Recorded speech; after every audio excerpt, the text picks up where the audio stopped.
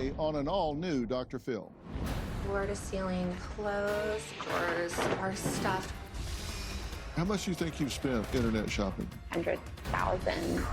If I'm not shopping, I'm not relevant. Tell their followers why they should not buy a product. This is probably the worst thing. I'm still salty about it. You say sometimes you have to say things that just aren't true. Mm-hmm. Do you feel bad about misleading people? Let's do it. Have a good show, everybody. Here we go. This is a safe place to talk about hard things. Stand by. We'll count you down. Today is going to be a changing day in your life. 5, 4. Get ready to take care of you.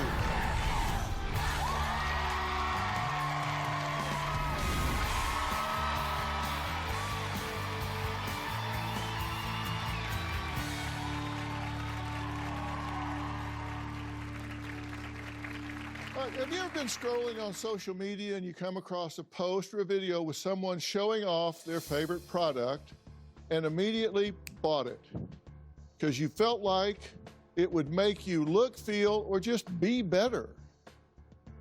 Yeah. Don't lie. Don't make me come back there, because you know you do. Well, if you said yes, you are not alone, because social media and influencers are now two of the primary ways that companies influence you to spend, overspend, and in some cases become addicted to wanting more, more, more. Now, Ivana knows all too well about being influenced to buy. She says she spends up to 7 hours a day, 7 hours a day, scrolling through social media on her phone, purchasing things she just believes she has to have. Now, she is in so deep that she even says, quote, "I think about people who don't go shopping or can't buy things and wonder how miserable they are." Take a look. Got floor-to-ceiling clothes on both sides, more in here. My name is Ivana, and I have an online shopping addiction. One of the happiest feelings in the world is when I get home from work and there's like a pile of packages sitting at my front door. It feels like Christmas morning, but like every single day. These are some things I got in last week that I haven't had a chance to even take out of the box yet.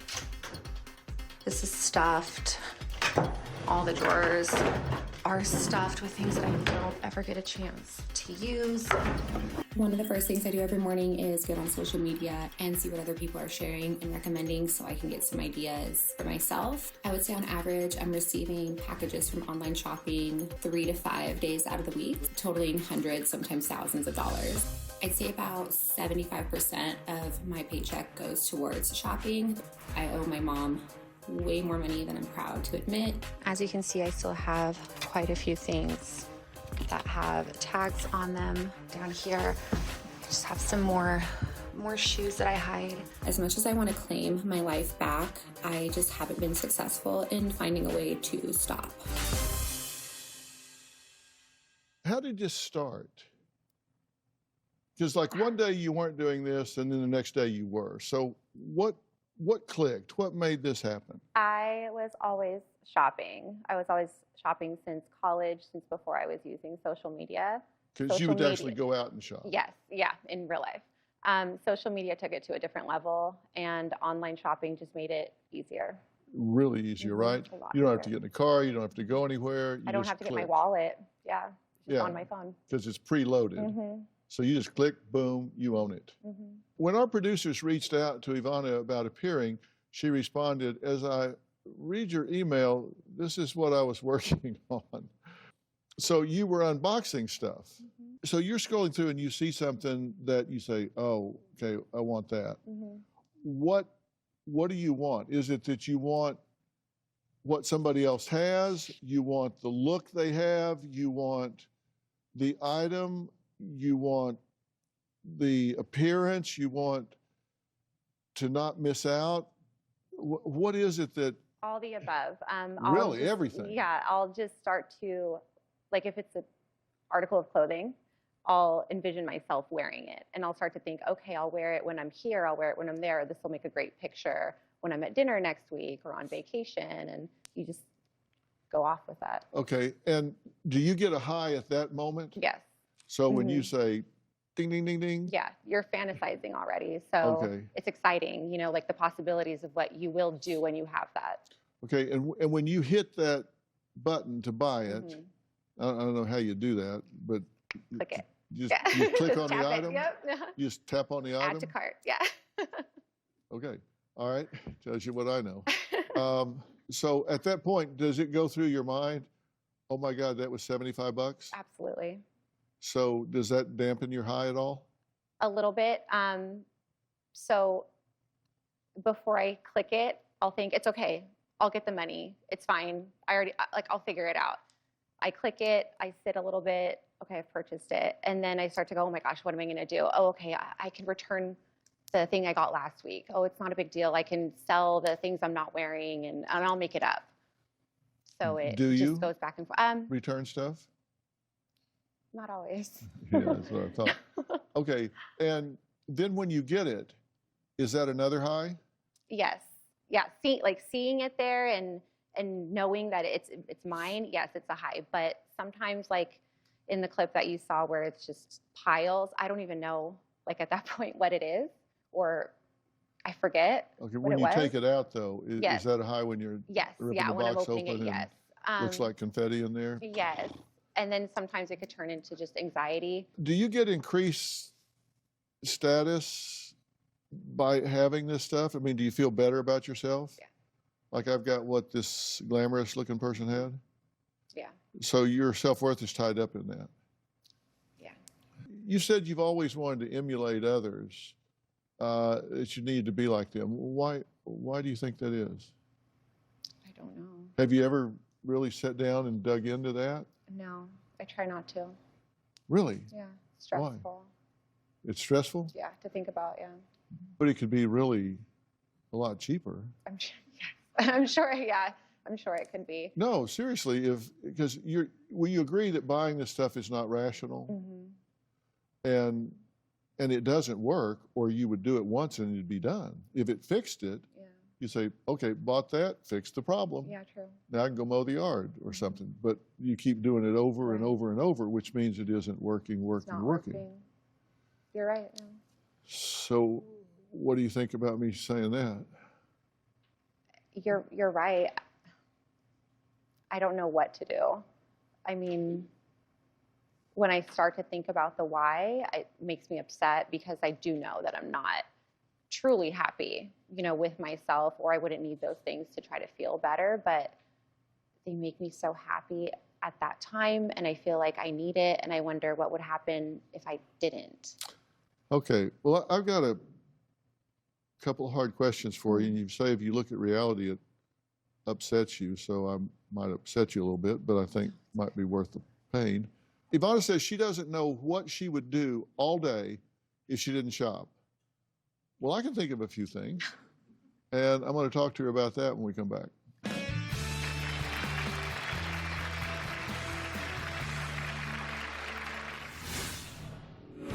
I just don't know, like if I'm not shopping, then I'm stuck with what I have, so I'm not relevant. How much do you think you've spent internet shopping? I've got some stuff stashed down here that I'm hoping to sell or get rid of, as well as these things, along with more shoes. I turned our spare room into a shopping room filled with goodies that I've ordered, boxes that I still need to open. All of those are filled to the brim as well. Usually things I'm just trying to hide from my husband. Yeah, you may need to get a bigger house. And that's one of my questions. What's the exit strategy here? How does this end? Because if you just keep buying and buying and buying, you know, money's finite, products are infinite. Yeah, So you'll run out of money before you run out of products, Right. and we've decided it's not working. right. How does this end? I haven't thought that far. I'm taking it one day at a time, living in the now, and trying not to think about that because I don't know. I don't know. Well, let's think about it. Yeah. Because as I said, there's an infinite number of products, a finite amount of money. Right. So you're going to run out of money before products, and it doesn't work. Right. So let's add to your stress that you're broke. Right.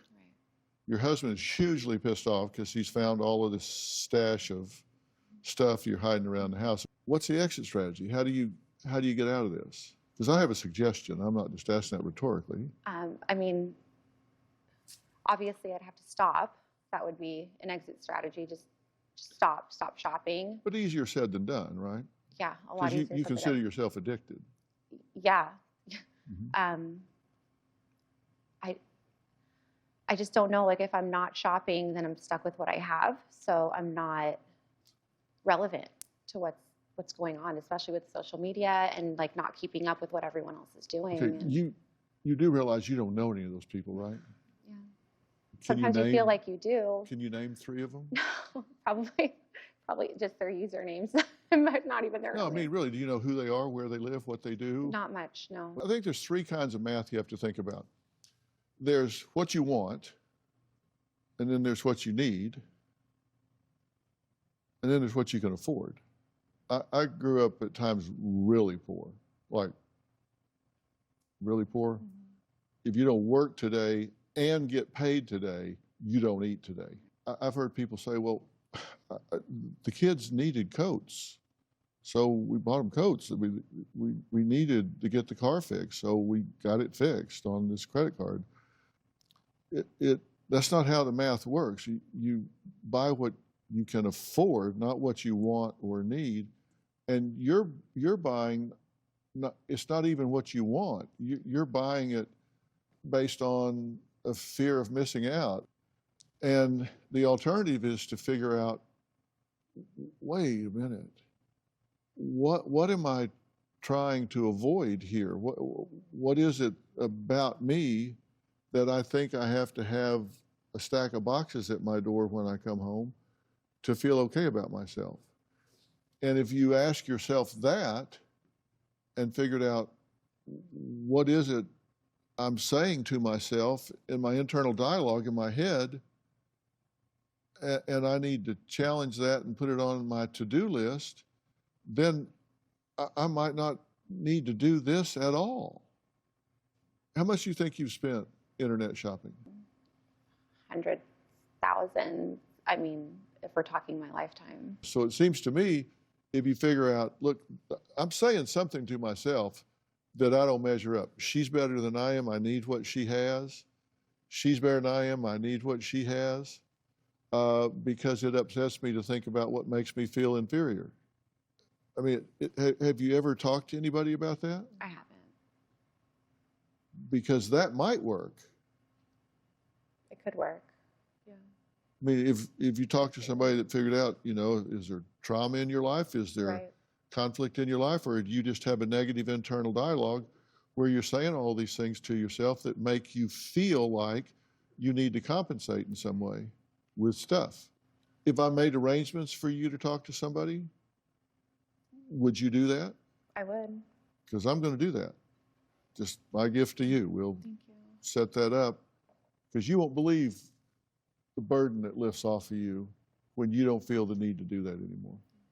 Thank you. And you're not like insane or anything. It's just you've got a damaged personal truth. Something inside you is being perceived by you is inadequate. And I think you're going to be astounded at how much better this can get, how quickly. You're going to be really surprised. Then you're going to get really pissed off at how much money you've wasted before you did what I asked you to do. All right, we're going to add someone to the conversation. For many social media content creators, influencing has become their career. So what happens when they have to choose between getting paid or being honest? Because you don't think those people are telling you the truth, do you? They're getting paid.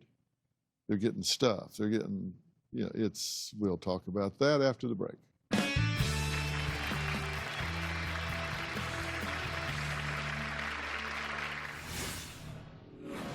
Now that you have brands talking to you, you say sometimes you're actually kind of given a script and you have to say things that just aren't true. Mm-hmm. Do you feel bad about misleading people?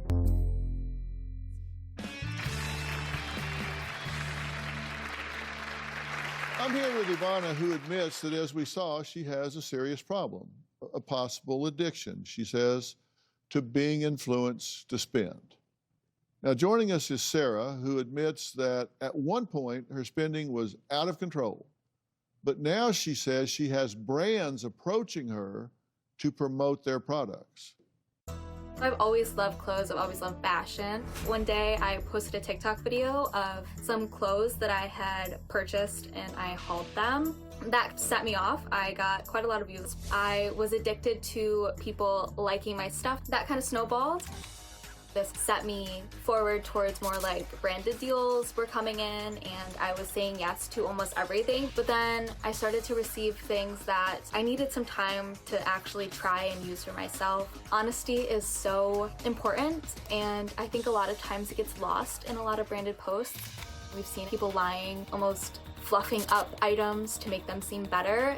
I wasn't able to be honest. I would get sent clothes and I had a script almost to read about how it made your body look so contoured. When the item didn't fit me, it makes you just feel almost like a fraud to your followers. You're lying to a bunch of people who are trusting you. Sarah, thank you for being here. You've been listening to what we've been talking about, right? Yeah. Ivana and I. And you can relate to that, right? Oh my gosh, 100%. Yeah. Because you spend money you really don't need to spend. Where I kind of started falling into shopping for like views or like promoting, you know. So you say, and these are your words, that you're chasing likes. Yeah.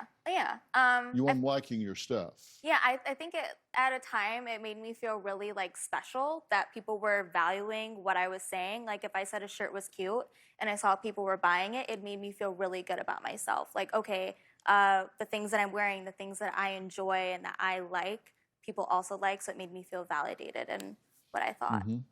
And do you, when you open all these stuff, you do it on camera? Yes, sometimes. Uh-huh. And then do you model the things that you buy Sometimes. on the internet? Mhm. And so do you have followers? Yes. That do that? How many followers do you have? Right now, about 75,000. Is this TikTok? Yes. And they comment on what you're wearing? Yes. Okay. And what I'm using, and Yeah. Okay. And you do the same thing? Yeah. And so how many followers do you have? I have 96,000 right now. 96,000. Okay. And we were going to show some of your TikTok videos, but you said you wouldn't let us do that unless we paid you. Yeah, unfortunately, I am someone who's trying to become a social media influencer. Looking online, like to post your things, you do receive monetary value. You know, I do post my things and I get followers and views. Like, you can't blame me for wanting to market myself. You know, I am 23 years old. I'm a server right now, so. So you thought you'd rather get $500 than have your videos viewed by millions of people on the Dr. Phil show. I mean, people already view them. You can't blame me for wanting to market it myself. I'm 23 years old. This is something that people do. Marketing yourself by being in front of millions of viewers worldwide seems like a pretty smart marketing ploy. I know, but I'm just trying to stay true to myself. And so ways. we didn't pay the money, and so we don't have any of your videos on here or your username or anything. So I wonder when the next chance will be for you to get in front of millions of viewers I worldwide. wonder. Now that you have brands talking to you, you say sometimes you're actually kind of given a script and you have to say things that just aren't true. Do you feel bad about misleading people? Yeah, a lot of times I don't accept those brand deals if it's lined out, especially when you don't pick the product yet and you have to say, yes, I agree to these terms, or yes, I would love to know more about it. Like when you would like to know more about it, that's when they kind of tell you about the things that they would expect you to say, or things that they want you to highlight specifically, like the curve of the body, which is a little bit weird. I don't like to promote my personal figure in terms of like promoting clothes. It just isn't my personal thing I like to do. Yeah, but you've done it and felt bad about it. Yeah. Yeah, Yeah. well, that's good. All right, Alyssa says that she has taken to the recent trend of de-influencing to help people find those items that they think they must have, but for way less. So, you know, she's pushing brands, she's showing things that she's buying, et cetera, Is de-influencing just another way to sell? We're going to add her to this conversation after the break, and I want to hear what you guys think about it as well. We'll be right back.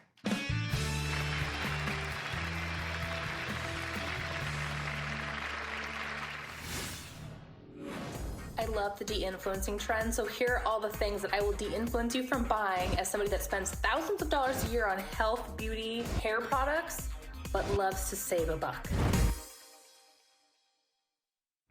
Closed captioning provided by...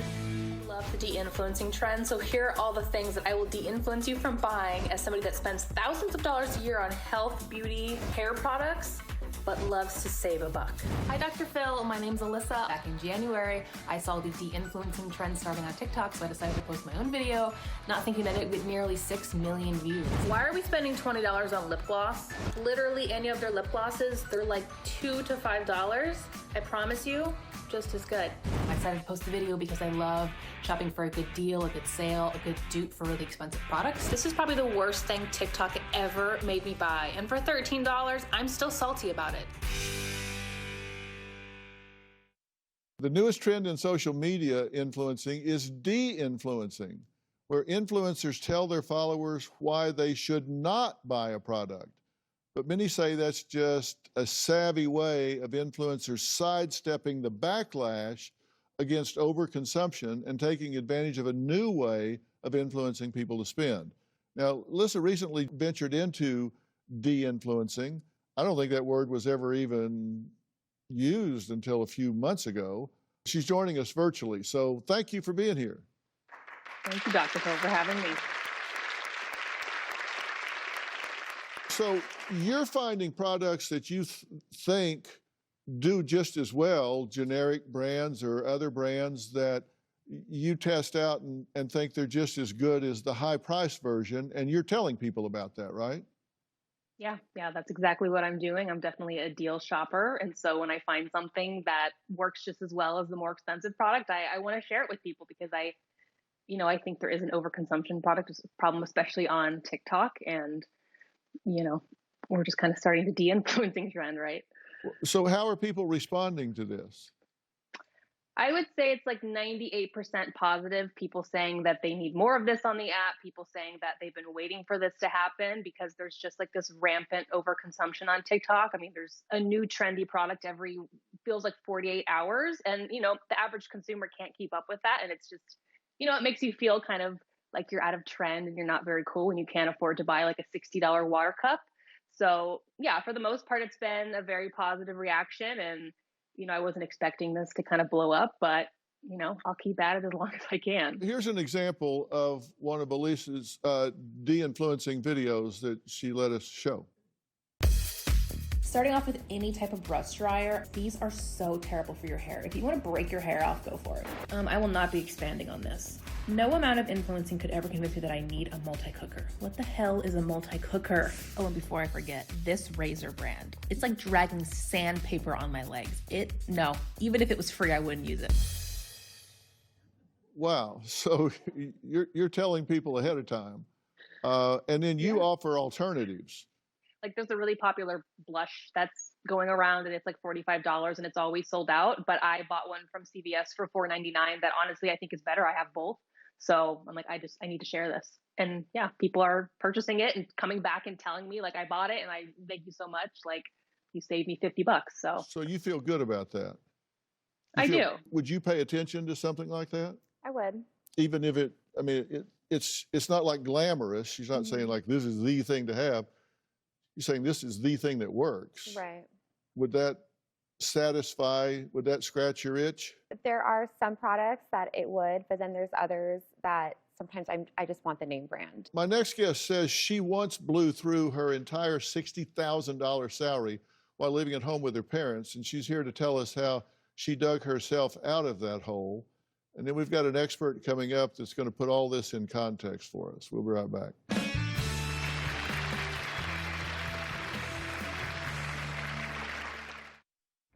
Closed captioning provided by...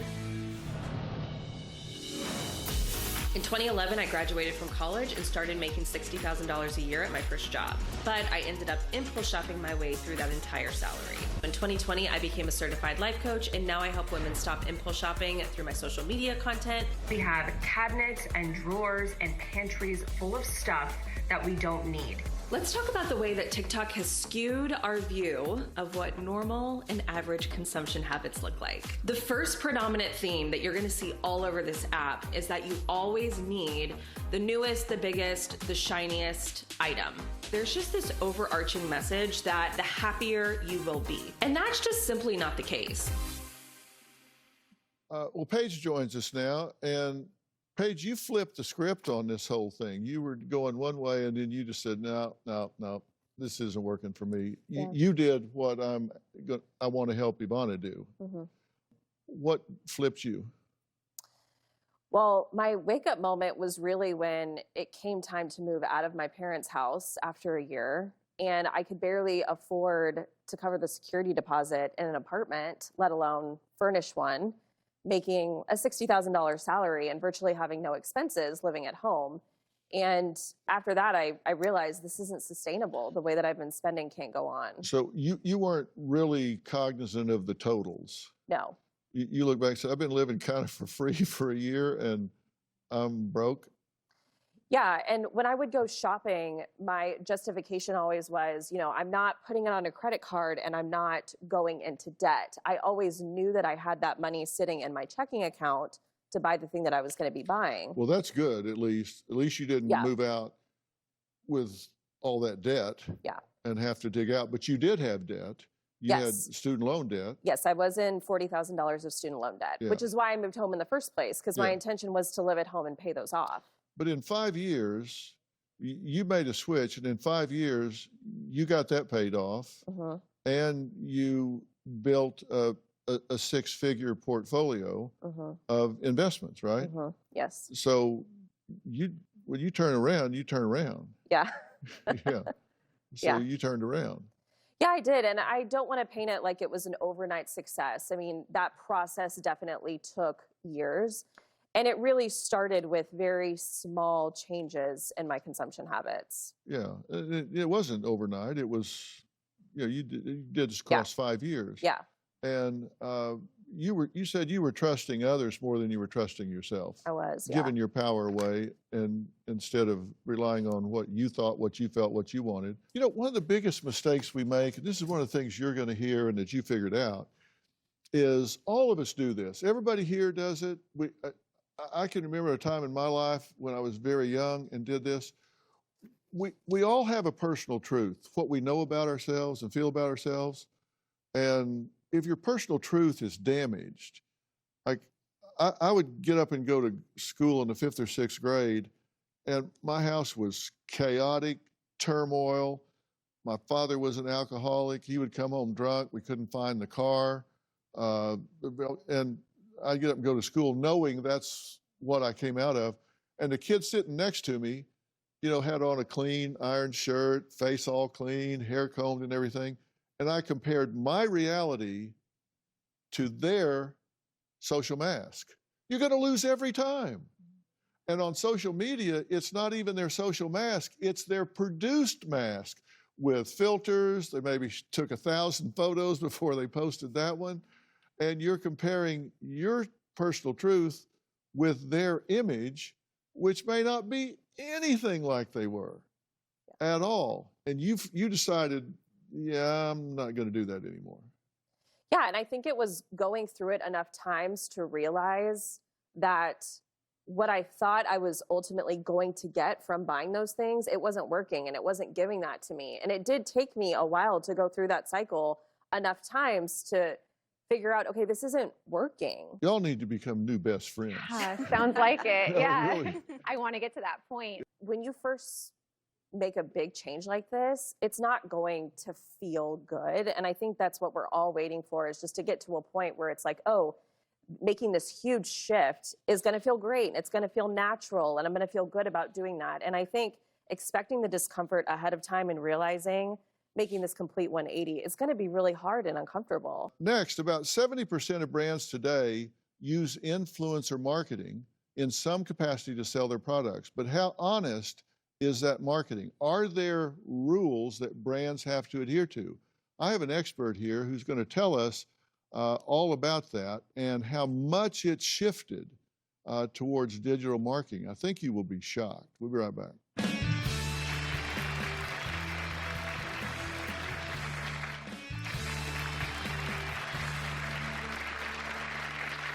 We all know about influencers and how much influence they have on their followers, their viewers. But how does that equate into dollars? And do people who are being influenced to spend actually know what is happening behind the scenes when their favorite TikTok or Instagram personality is talking about their favorite products? Now, joining us is Brendan. He is a partner and chief innovative officer at Mechanism, a creative agency that specializes in digital marketing and advertising. One of the things that I've been really intrigued by is how much the shift is. This shift to influencers is taking the place of word of mouth. Is that what's happening? These are the new friends that are recommending things? I certainly think so. I mean, the relationship that viewers have with so many of these creators, it feels like a friendship. You know, you're getting a lot of insight into their personal lives and oftentimes know more about them than your own friends or family. And as a result, the relationship you've got, it's less of a fan relationship and much more of a friendship. And so you feel devoted to them and you want to support them and the things that they're evangelizing. Yeah. The comments that you get when you post something up, does it feel like they relate to you as a friend, somebody they can trust? Oh, 100%. I start most of my videos saying, hi, besties. Like, they're my friends. These are my friends. Yeah. About 70% of brands today are using influencers, right? Yep. And what were they doing before? Was it the traditional newspaper, radio, television? Yeah, there's been a big shift. You know, looking back, 15 years ago, the iPhone was just getting onto the scene, and 90% of ad dollars were through traditional media channels, print, TV, radio, out of home. And now that's almost completely flipped. It's about 70% digital and 30% through traditional media channels. So it was 90-10, now it's 30-70. Yep. That's a quantum shift. Yeah. Has there been a shift like this ever before? I mean, not in my lifetime, that's for sure. Yeah, I wouldn't think so. Are there rules that brands have to adhere to with 100%. Influencers? Yeah, there's the FTC guidelines which are in place, and essentially what this means is creators need to be transparent about the relationship they have with the brands. They need to be accurate in the representation of the brand and like what it is actually capable of. And they're responsible for disclosing all this and making sure that they're being very clear about kind of what they're communicating being realistic, that the brand is paying them or providing some form of value exchange. And the FTC is responsible for enforcing this, but the brands and the creators are responsible for basically keeping up to date and actually applying this stuff. And for the most part, they are, but occasionally there are some bad actors, and the FTC has fined people and held them accountable. Yeah, but if an influencer is saying something, how do you know if they're telling the truth or not? They say, "Oh, I just love this. It's my favorite sweater. It's my favorite suntan lotion, whatever." For sure. Well, I mean, I would say, in working with a lot of creators, by and large, most of them, especially once they've really gotten an audience and gotten some traction, they say no to like 99% of brand deals because their business is now the trust that they've built with their audience. This is their business. And, a short-term check is, to compromise their long-term business is just not worth it. That's not to say it doesn't happen. It totally does. And there are, bad actors or people sort of making compromises from time to time. But by and large, once you've sort of made that leap and this is your business, you recognize that value is that connection you've got with your audience and you hang on to it for dear life. Yeah, because there's been a real backlash of people against influencers saying, you lied to me, I got this, and I washed it one time, and it'll fit my poodle now. and they get pissed off, which is why you're saying you're not going to do that. Yeah, which is smart, or you'll lose 100%. Everything. Well, de-influencing is the current trend. So what's next? We'll talk about that when we come back.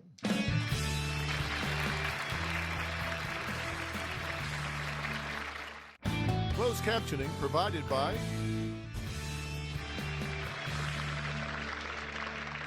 All right, we're back and we're talking about the fact that a ton of advertising these days is through influencers. 70+% of brands are using them.